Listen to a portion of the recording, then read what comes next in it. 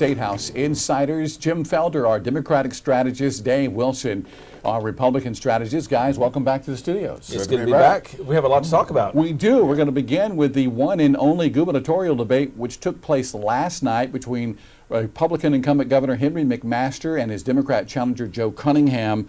McMaster says that the economy is booming in the state of South Carolina. Strong economy, the environment's great, education's good. Cunningham, though, touched on a number of different subjects. He wants to legalize sports betting in the state. He wants to legalize the use of recreational and medical marijuana. And he also wants to expand Medicaid in the state of South Carolina. Jim, do you think these ideas are going to go over well with voters? It's certainly going to go over well with the younger voters, no question about that. It's going to go over well with me also.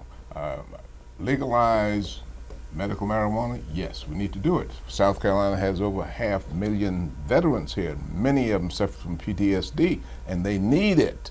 On the other hand, we're talking about legalizing gambling. Well, you got it in North Carolina already. You got 2 casinos up there. We fought the lottery in South Carolina for a long time. Finally, we came in because you had it in Georgia, and then now North Carolina's in it. So he is talking about things, everyday things that people enjoy doing and things that need to be done.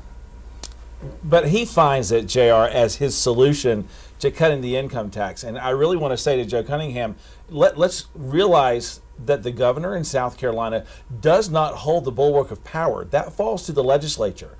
And so how are you going to choose to work with 170 men and women in the 2 chambers that we have, because the will of those 2 bodies is not there on some of these issues. So I think to the fact of medical marijuana, I think, Jim, I think you're right. I think there is a will within there. And the governor at least gave a signal last night that he could be open to that. But to then legalize recreational marijuana, to do it with sports betting, just because they're doing it somewhere else doesn't necessarily mean that we need to be doing it here. And if you find that as the solution for cutting the income tax, you probably need to start talking with the chairman of House Ways and Means. But you got to remember what's happening in Florida. Florida doesn't have an income tax. Why? But they got all these other things. You got the dog track racing. You've got the lottery. And you've got a phenomenal, vacation destination that is Florida. Yeah. And that has covered a lot of costs for them over the years. Cunningham has made a big deal about how old the governor is and how many years he's been a politician. When it came to the subject of same-sex marriage last night, Governor said, call him old-fashioned, but he believes it's between a man and a woman, a marriage in South Carolina,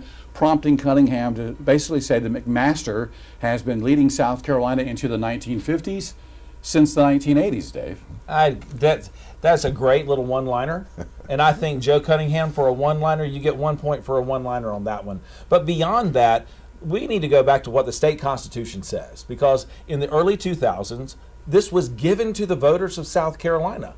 We were asked for a marriage amendment. We put it on the ballot. It was voted on. It is in the South Carolina Constitution, and the only way it's going to come out of the South Carolina Constitution is if you, again, follow the rules, which mean that the state legislature has to be willing to put it on the ballot, and then you have to get the votes to go along with that. I don't think it's going to happen. I thought we settled that same-sex marriage with national legislation. We actually also tried to settle the abortion issue with Roe versus Wade, but that has overturned as well. So when Obergefell came down, the Obergefell decision came down, it has now led to this place of, are we going to then turn around and start promoting it within South Carolina?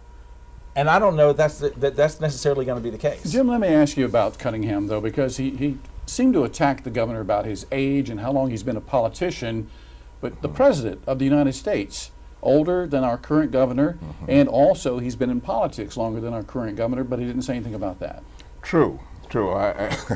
I won't attack. attack McMaster's age. I won't do that. No, but I do attack the fact that he takes credit for so much that he didn't do. For example, South Carolina is a booming state now. We got all kind of industry here. We're the capital of the world when it comes to tires and textile. But at the same time, that happened under a Democrat named Fritz Hollins when he created the technical education system. And that just brought companies rolling in here. Good labor, cheap labor, and you got a tech system that will prepare people for you.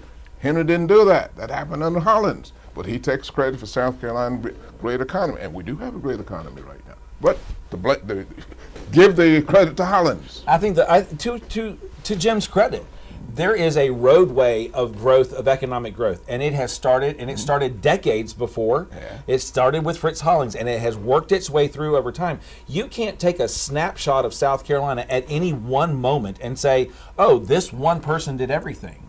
When Carroll Campbell worked to bring BMW to South Carolina in the 90s, it was built off the same backbone. True. When you think about what was done to bring Boeing to South Carolina, you've got to give credit to Hugh Leatherman as much as anybody else, because he was the driving force behind getting us into the airline industry. But he was the Democrat at that time. He was a Republican at that time and chairing the Senate Finance Committee. I want to touch on the midterms in general. We have about 90 seconds or so left. What's going to happen on election night? Is there a red wave coming on election night? If you take a look at polling, Real Clear Politics had some phenomenal numbers out there for Republicans. It looks like it could be as much as a 50-seat gain. I don't think it's going to be quite that much. I think you're going to see Republicans taking back the Senate in Washington, D.C. There are several races that are very key on that right now, and they're swinging. They're swinging as we get closer and closer, and as that group of voters gets smaller and smaller who are undecided. Jim, I think we'll hold the Senate. Yeah. And may even pick up a seat. The House is questionable. We may lose it, but I don't think there's going to be this giant red wave that Dave is talking about that makes whip through here. Yes. Well, a lot of people are voting early right now, guys. As you know, early voting is already underway in South Carolina. It is going on every day except this Sunday between now and November the 5th. Those polling places are open from 8:30 until 6. If you'd like more information about those early voting locations, we have all of that for you on our website. Simply go to WLTX.com. All right, Jim, our Democratic strategist, Dave, Republican strategist. Guys, thank you so very much. It's great to be back. Nice seeing you again. Yeah. And you guys will be with us election night. Yeah. See you November 8th. election night and Yes, start we- breaking yeah, everything all down right. with you. Look forward to it. We are looking forward to it as Okay. well. Of course, as always, we have much more